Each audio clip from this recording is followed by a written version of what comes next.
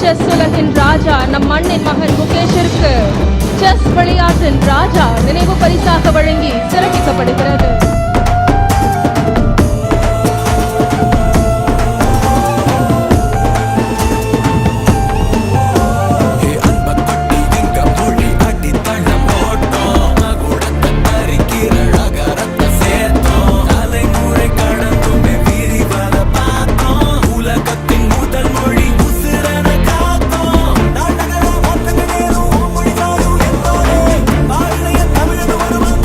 முகேஷ் அவர்களுக்கு தற்போது 5 கோடி ரூபாய்க்கான காசோலையை வழங்கி சிறப்பிக்கிறார்கள் நம் மாண்புமிகு தமிழ்நாட்டின் முதலமைச்சர் அவர்கள்.